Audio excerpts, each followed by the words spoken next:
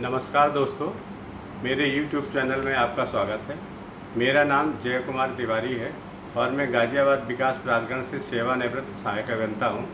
अपने रिटायरमेंट के बाद से मैं अपने YouTube चैनल के माध्यम से civil engineering, master plan, building bylaws, compounding bylaws तथा उत्तर प्रदेश आवास एवं विकास परिषद तथा विकास प्राधिकरण के समस्त कार्यालयों में ऑनलाइन मानचित्र अथवा मानचित्र से संबंधित किसी भी जानकारी को मैं शेयर करता रहता हूं अपने YouTube चैनल के माध्यम से।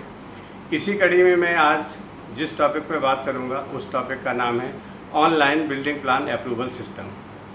तो चलिए आज का वीडियो शुरू करते हैं। दोस्तों, भारत सरकार द्वारा बिजनेस रिफॉर्म एक्शन प्लान 2017 के अंतर्गत संपूर्ण भारतवर्ष के समस्त प्रांतों में कुछ जन उपयोगी सर्विसेज को ऑनलाइन तथा पारदर्शी किए जाने के निर्देश दिए गए थे। इसी क्रम में उत्तर प्रदेश सरकार द्वारा अपने प्रदेश में उत्तर प्रदेश आवास एवं विकास परिषद तथा समस्त विकास प्राधिकरण क्षेत्रों में online building plan approval system को लागू करने तथा कंप्रहेंसिव यूनिफॉर्म बिल्डिंग कोड लागू करने के लिए शासनादेश निर्गत किया गया। यह शासनादेश 20 जून 2019 को निर्गत किया गया है। इस शासनादेश में मुख्य रूप से शुल्क के समय लगाए जाने वाले शुल्कों में एक रूपता तथा पारदर्शिता वर्णित की गई है तथा इसके दूसरे भाग में मानचित्र स्वीकृति की प्रक्रिया का निर्धारण किया गया है। दोस्तों, उत्तर प्रदेश नगर योजना एवं विकास अधिनियम 1973 की सुसंगत धाराओं के अंतर्गत घोषित विकास क्षेत्र में संबंधित क्षेत्र के उपाध्यक्ष को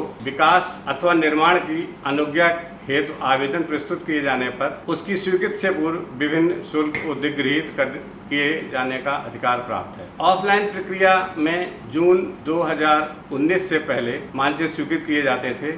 उस समय प्रदेश में समस्त प्राधिकरणों में कुछ शुल्कों में एक रूपता नहीं थी तथा विधिक प्रावधानों के अनुरूप नहीं लिए जाते थे। सामान्यतः हम इस निर्गत शासनादेश को समझने के लिए दो भागों में इसका वर्गीकरण कर सकते हैं। पहले भाग में शुल्कों के संबंध में बात की गई है तथा इस शासनादेश के दूसरे भाग में स्वीकृति की प्रक्रिया के निर्धारण के संबंध में बात की गई। आइए शुल्कों के बारे में जानते हैं। दोस्तों, ऑफलाइन प्रक्रिया में शुल्कों में एक रूपता न होने की वजह से इस शासनादेश में शुल्कों को एक रूप किए जाने के संबंध में विभिन्न शुल्कों का निर्धारण किया गया है। शुल्कों की देयता 3 रूप में होती है। एक शुल्क वो होते हैं जो महाजना जोनिंग रेगुलेशन के अंतर्गत दिए जाते हैं। दूसरे शुल्क वो होते हैं जो बिल्डिंग बायलॉज और कंपाउंडिंग बायलॉज के अंतर्गत लिए जाते हैं तथा तीसरे कैटेगरी में जो विभिन्न शासनादेश हैं उनके अनुपालन में शुल्क लिए जाते हैं। दोस्तों, जोनिंग रेगुलेशन एक बहुत बड़ा विषय है। इस विषय को हम बाद में एक दूसरा वीडियो इसके लिए बनाएंगे जिसको आप देख सकते हैं और इसको देखने के लिए आपको नोटिफिकेशंस प्राप्त होते रहें, इसलिए आपको इस चैनल को सब्सक्राइब कर लेना चाहिए। दोस्तों, जिस शासनादेश 20 जून 2019 के शासनादेश की बात कही गई है उस शासनादेश की PDF फाइल भी हम अपने डिस्क्रिप्शन बॉक्स में डालेंगे। आप चाहें तो वहां से डाउनलोड करके उसको देख सकते हैं। चलिए शुल्कों की बात करते हैं। शासनादेश के प्रथम भाग की शुल्कों में मुख्य रूप से मानचित्र जमा होते समय शुल्क लिया जाता है जिसका नाम है विकास अनुज्ञा शुल्क। ये शुल्क उन प्रकरणों में लिया जाता है जिनमें कोई बिल्डर अपना लेआउट पास कराने के लिए जमा कराता है, जिसको विकास अनुज्ञा शुल्क कहते हैं। विकास अनुज्ञा शुल्क की दरें इस शासनादेश में इस प्रकार वर्णित हैं। अगर लैंड का एरिया 1 हेक्टेयर तक है तो 10,000 रुपये इस पर लगेंगे। दूसरी कैटेगरी 1 हेक्टेयर से अधिक और 2.5 हेक्टेयर तक लैंड है तो उस पर 20,000 रुपये लगेंगे। और 2.5 हेक्टेयर से अधिक और 5 हेक्टेयर तक लैंड अगर है तो 30,000 रुपये लिए जाने का प्रावधान है। इसके बाद अगर लैंड 5 हेक्टेयर से अधिक है तो प्रत्येक 5 हेक्टेयर या उसके अंश पर 15,000 अतिरिक्त शुल्क लिए जाने का प्रावधान इसमें है। इसके साथ ही उत्तर प्रदेश आवास बंधु एवं सॉफ्टवेयर प्रोवाइडर कंपनी के बीच हुए एग्रीमेंट के तहत भी कुछ स्क्रूटनी फीस लिए जाने का प्रावधान है। दूसरा शुल्क है निर्माण अनुज्ञा शुल्क। ये शुल्क उस कैटेगरी की स्वीकृति के लिए लिया जाता है जिसमें हम कोई बिल्डिंग की कवर्ड एरिया पास करते हैं, बिल्डिंग प्लान पास करने के लिए। दोस्तों, इसको हम 3 भागों में शासनादेश में बांटा है। कॉमर्शियल जो बिल्डिंग्स हैं, शॉपिंग कॉम्प्लेक्स हैं और मल्टीप्लेक्स हैं, उनके लिए इसकी दर 30 रुपया प्रति स्क्वायर मीटर रखी गई है। ग्रुप हाउसिंग प्रोजेक्ट्स के लिए 15 रुपया पर स्क्वायर मीटर रखी गई है। तथा रेजिडेंशियल प्लॉटेड डेवलपमेंट के अंदर या अन्य भवनों के लिए 5 रुपया प्रति वर्ग मीटर ये शुल्क रखा गया है। यहाँ भी इसके साथ जो सॉफ्टवेयर प्रोवाइडर कंपनी है उसकी स्क्रूटनी फीस भी इसके साथ दिए जाने का प्रावधान है। इसके बाद अगला शुल्क है मानचित्र निरस्त होने पर पुनः आवेदन किए जाने पर। ये वो शुल्क है, मान लीजिए किसी ने नक्शा जमा किया और नक्शे में कुछ आपत्तियां थी जिसकी वजह से वो पास नहीं हो पाए तो उसी नक्शे को दोबारा आपत्तियों का निवारण करते हुए अगर आवेदक जमा कराता है तो उस पर ये प्रावधान है कि निरस्तीकरण की डेट से 6 महीने के अंदर अगर पुनः वो आवेदन करता है तो उस पर कोई शुल्क नहीं लिया जाएगा। 6 महीने से 12 महीने के अंदर अगर जमा कराता है तो उस पर निर्धारित शुल्क का 50% लिया जाएगा, और अगर 1 साल हो जाता है पूरा उसके बाद जमा कराया जाता है तो फिर पूरा शुल्क उसको देना पड़ेगा। इसके बाद नेक्स्ट है निरीक्षण शुल्क। पीडब्ल्यूडी के कॉस्ट इन्फ्लेशन इंडेक्स के आधार पर वर्ष 2019-20 के लिए ये निर्धारित किया गया है, क्योंकि ये शासनादेश 20 जून 2019 को निर्गत हुआ है, तो जो भी शुल्कों का निर्धारण है वो वर्ष 2019-20 के लिए किया गया है। इसकी दरें इस प्रकार हैं। भवन निर्माण हेतु ये 20 रुपया प्रति वर्ग मीटर है, और लेआउट प्लान्स के लिए जो लेआउट प्लान पास कराने के लिए होगा उसमें 10 रुपया प्रति वर्ग मीटर ये शुल्क लिया जाएगा। अब आगे बढ़ते हैं तो अगला शुल्क है अनुज्ञा में वृद्धि हेतु शुल्क। अनुज्ञा में वृद्धि हेतु शुल्क का तात्पर्य ये है कि एक बार में नक्शा 5 साल के लिए पास होता है। मान लीजिए कोई नक्शा पास हो गया 5 साल के लिए, और उसमें जो स्वीकृत हुआ है वो निर्माण या विकास कार्य 5 साल में बिल्डर ने या इंडिविजुअल ने पूरा नहीं करा पाया है, तो उसको एक बार अगली 3 साल के लिए एक बार में और स्वीकृत अनुज्ञा में वृद्धि का समय मिल जाता है। अनुज्ञा 3 साल के लिए और बढ़ाई जा सकती है, उसके लिए भी शुल्कों का निर्धारण किया गया है। इसकी पहली कैटेगरी है विकास अनुज्ञा शुल्क। विकास अनुज्ञा शुल्क जैसे सबसे पहले जो शुल्क आया था विकास अनुज्ञा शुल्क लेआउट पास कराने के लिए प्रथम नंबर 1 पे, तो अगर 3 साल के लिए दोबारा वृद्धि के लिए आवेदन आता है तो पूर्व निर्धारित शुल्क का 50% लिया जाएगा। इसी तरह निर्माण अनुज्ञा शुल्क भी 50% लिया जाएगा बिल्डिंग कंस्ट्रक्शन के केसेस में, और इसमें निरीक्षण शुल्क 100% लिया जाएगा। अभी ऊपर हमने निरीक्षण शुल्क की बात करी थी, वो 100% लिया जाएगा अनुज्ञा में वृद्धि के लिए। नेक्स्ट है विकास शुल्क, जिसको कहते हैं एक्सटर्नल डेवलपमेंट चार्जेज। दोस्तों, विकास क्षेत्र में सड़क, नाली, सीवर लाइन, विद्युत आपूर्ति, जल आपूर्ति आदि निर्माण विकास प्राधिकरण द्वारा कराए जाते हैं, जिसके लिए उत्तर प्रदेश नगर योजना और विकास अधिनियम 1973 की सुसंगत धाराओं के अंतर्गत उपाध्यक्ष को व्यक्तियों पर ये शुल्क लगाए जाने का अधिकार प्राप्त है। इस शुल्क के निर्धारण के लिए पूर्व में दिनांक 17/11/14 को एक अधिसूचना जारी की गई है, और पूरे प्रदेश में वही अधिसूचना के अनुसार विकास शुल्क, बाह्य विकास शुल्क लिए जाने का प्रावधान प्रचलित है, लिया जा रहा है। नेक्स्ट चलेंगे तो अंबार शुल्क। दोस्तों, शासनादेश दिनांक 6/8/2004 के द्वारा अंबार शुल्क की दरें निर्धारित की गई हैं, जिसे कॉस्ट इन्फ्लेशन इंडेक्स के आधार पर पुनरीक्षित अद्यावधिक किए जाने का प्रावधान है।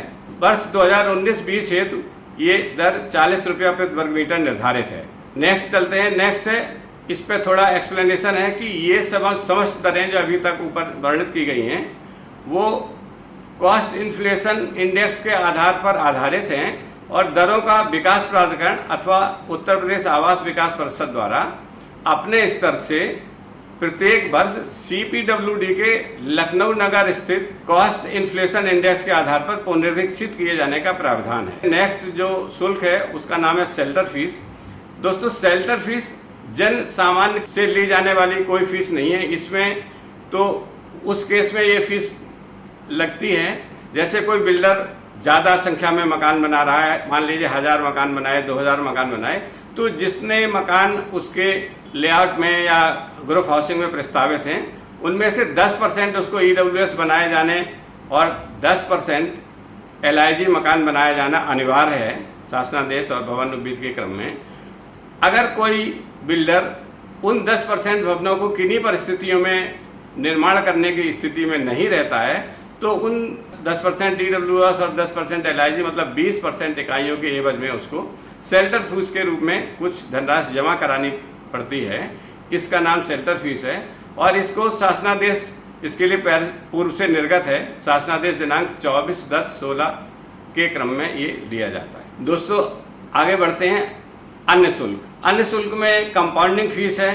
दोस्तों, सामान्य उपविधि प्रचलित है, पूरे प्रदेश में समान रूप से लागू है। ये एक बड़ा विषय है और इसके विषय में भी हम बाद में अलग वीडियो बनाएंगे।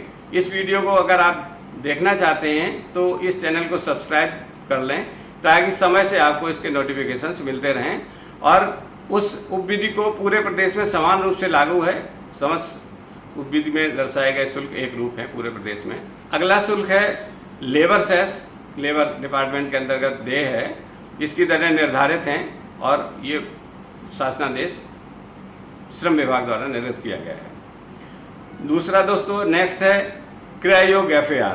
क्रय योग्य एफआईआर का आशय ये है कि भवन उपविधि में ग्रुप हाउसिंग के केसेस में और अन्य व्यवसायिक या सामुदायिक सुविधाओं के केसेस में एफआईआर की सीमा निर्धारित है, लेकिन किसी परिस्थिति में अगर कोई बिल्डर उस एफआईआर से अधिक एफआईआर बनाने की इच्छा रखता है तो उसको निर्धारित सीमा से ऊपर एक निश्चित सीमा तक, इसका उल्लेख भवन निर्माण एवं विकास उपविधि में किया गया है, उस सीमा तक वो एफआईआर क्रय कर सकता है। इसका फार्मूला भवन निर्माण एवं विकास उपविधि में दिया हुआ है। ये भी थोड़ा सा बड़ा सब्जेक्ट है, इसके बारे में भी हम अलग से वीडियो बनाएंगे और आप उस वीडियो को देख सकते हैं। इसके लिए अगर आप नोटिफिकेशंस चाहते हैं तो आपको चैनल को सब्सक्राइब कर लेना चाहिए। ये दोस्तों अभी हम लोग जो बात कर रहे थे ये शासनादेश के प्रथम भाग की बात कर रहे थे जिसमें कि शुल्कों के बारे में वर्णन किया गया है। नेक्स्ट हम बात करेंगे स्वीकृत की प्रक्रिया के बारे में। इस शासनादेश का दूसरा जो पार्ट है वो स्वीकृत की प्रक्रिया दर्शाता है। दोस्तों, जैसे अभी हमने बात करी कि पूरे प्रदेश में प्राप्त मानचित्र ऑनलाइन OBPAS, इसकी वेबसाइट का एड्रेस है www.upobpas.in पर सॉफ्टवेयर के माध्यम से लोड किए जा सकते हैं। स्वीकृत की प्रक्रिया का वर्णन इस प्रकार है कि जो भी मानचित्र ऑनलाइन सॉफ्टवेयर पर प्राप्त होते हैं, प्राप्त मानचित्र सॉफ्टवेयर से सीधे उसके स्क्रूटनी सेक्शन में चले जाते हैं और स्क्रूटनी, ऑटो स्क्रूटनी उसकी हो जाती है और स्वीकृत योग्य पाए जाने पर वो प्रोविजनली वहीं सैंक्शन हो जाते हैं और प्रोविजनली सैंक्शन हुए मानचित्र पोर्टल पर ऑनलाइन माध्यम से संबंधित क्षेत्रीय अवर अभियंता के पास चले जाते हैं। इस पूरी प्रक्रिया में स्वीकृत का समय शासनादेश में 30 कार्य दिवस निर्धारित किया गया है, जिसका विभाजन निम्न प्रकार है। फाइल जैसे क्षेत्रीय अवर अभियंता के पास ऑनलाइन पोर्टल पर जाएगी, उसको इसमें शासनादेश में 15 दिन का समय निर्धारित किया गया है, क्योंकि उसको साइट भी देखनी होती है। तो साइट का निरीक्षण करके अपनी टिप्पणी और संस्तुति सहित 15 दिन में वो फाइल अगले सीढ़ी पर भेजेगा। वो अगली सीढ़ी पर AE या ATP के पास जाएगी। ATP या AE को इसमें 4 दिन का समय निर्धारित किया गया है। 4 दिन के अंदर AE या ATP अपनी संस्तुति आगे बढ़ाएंगे। उसके बाद ये फाइल एग्जीक्यूटिव इंजीनियर या टाउन प्लानर के पास जाएगी। उनके लिए इसमें 3 दिन का समय अपनी संस्तुति देने के लिए निर्धारित है। उसके बाद ये फाइल CATP के पास जाएगी, मुख्य नगर नियोजक के पास, और उनके लिए भी इस शासनादेश में 3 दिन का समय निर्धारित है। CATP से होने के बाद पत्रावली ऑनलाइन पोर्टल पर ही सचिव या अपर सचिव के पास जाएगी और शासनादेश में उनके लिए 2 दिन का समय निर्धारित है। उनकी संस्तुति पूरी होने के बाद ये पत्रावली उपाध्यक्ष या हाउसिंग बोर्ड में आवास आयुक्त के पास जाएगी और उनके लिए इसमें 3 दिन का समय निर्धारित है। ये तो हो गई स्वीकृत की प्रक्रिया। अब अगला चरण है इसका निरस्तीकरण। अगर स्क्रूटनी में प्रोविजनली सैंक्शन होने के बाद ये फाइल JEA के पास जब जाती है तो इसमें कुछ ऐसी आपत्तियां आती हैं जिसमें फाइल को निरस्त करना आवश्यक हो जाता है। तो इसमें शासनादेश में निरस्तीकरण की भी प्रक्रिया निर्धारित की गई है। निरस्तीकरण की प्रक्रिया इस प्रकार है कि 500 वर्ग मीटर तक के समस्त उपयोगों के भूखंड या भवनों के मानचित्र एग्जीक्यूटिव इंजीनियर अथवा टाउन प्लानर के द्वारा निरस्त किए जा सकते हैं।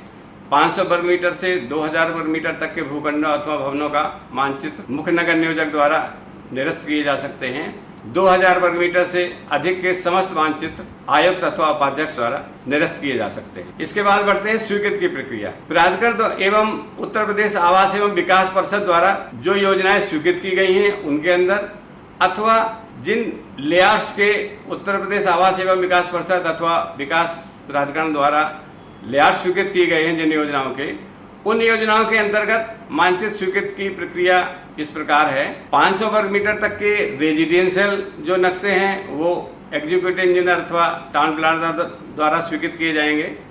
500 वर्ग मीटर से 2000 वर्ग मीटर तक के रेजिडेंशियल जो मानचित्र हैं वो CATP मुख्य नगर नियोजक द्वारा पास किए जाएंगे और 500 वर्ग मीटर तक के नॉन रेजिडेंशियल मानचित्र भी CATP अथवा मुख्य नगर नियोजक द्वारा स्वीकृत किए जा सकते हैं। और इसके बाद 2000 वर्ग मीटर से अधिक क्षेत्रफल के स्वीकृत लेआउट या योजनाओं के अंतर्गत के समस्त मानचित्र तथा 500 वर्ग मीटर से अधिक के नॉन रेजिडेंशियल स्वीकृत लेआउट अथवा योजनाओं के अंतर्गत स्थित समस्त मानचित्र उपाध्यक्ष अथवा आवास आयुक्त द्वारा स्वीकृत किए जाएंगे। इसके अतिरिक्त उपाध्यक्ष द्वारा समस्त विकास प्राधिकरणों के अंतर्गत और आवास आयुक्त द्वारा समस्त आवास विकास के क्षेत्र के अंतर्गत सभी प्रकार के अन्य मानचित्र भी स्वीकृत किए जाने का प्रावधान है, अधिकार प्राप्त है। दोस्तों, ये तो जो वर्णन था अभी तक शासनादेश के क्रम में था। आइए अब बात करते हैं इसके पोर्टल के ऑपरेशन के बारे में। दोस्तों, इस सिस्टम को हम चित्र के माध्यम से देखते हैं। आप चित्र में देखेंगे। सबसे पहले www.obpas.in पर लॉगिन करना है। लॉगिन करते ही आप देख रहे हैं कि डिफरेंट सेक्शंस इसके खुल गए हैं होम पेज पर। इन सेक्शंस में बिल्डिंग बायलॉज, कंपाउंडिंग बायलॉज और नक्शा स्वीकृत करने से संबंधित और डिफरेंट शासनादेश, अधिसूचना, शासनादेश आदि अपलोड किए गए हैं। अपने संबंधित रजिस्टर्ड आर्किटेक्ट की मदद लेके मानचित्र अपलोड किए जा सकते हैं। इसके बाद हम पूर्व में वर्णन कर चुके हैं, अपलोड होने के बाद स्वीकृत की प्रक्रिया में चला जाता है तो वहाँ आगे स्वीकृत हो जाते हैं। दोस्तों, इसमें जो समस्त प्रपत्र हैं वो JPG फॉर्म में अपलोड किए जाने हैं। अब यहाँ पे एक दो बातें महत्वपूर्ण हैं जो बताया जाना आवश्यक है। ऊपर वर्णित समस्त शुल्क हर वर्ष प्राधिकरण स्तर पर अथवा आवास विकास परिषद स्तर पर अद्यावधिक किए जाने का प्रावधान है। एक तो ये, दूसरा ये कि कुछ योजनाओं में उत्तर प्रदेश आवास एवं विकास परिषद अथवा विकास प्राधिकरण द्वारा भवन बना के बेचे गए हैं। उनमें से जो आवंटी हैं, जो भवन स्वामी हैं, अगर उनके भवन जर्जर स्थिति में हैं अथवा वो स्वयं उस भवन को तोड़ के दोबारा नए ड्राइंग के अनुसार अपना भवन बनाने की इच्छा रखते हैं, तो उनको भी मानचित्र स्वीकृत कराने का अधिकार है। जो पूर्व निर्मित भवन है, एक ही नक्शे में existing, built by development authority और housing board to be demolished, बगल में उसके उसी लैंड पर प्रस्तावित मानचित्र ground floor, first floor, OBD और FAR के अंतर्गत बना के अपलोड किए जा सकते हैं, जिनकी स्वीकृति प्रदान की जा सकती है। दोस्तों, ये online building plan approval system की बात यहीं समाप्त होती है। इसके पहले 2 वीडियो और हैं जो आपको देखना चाहिए।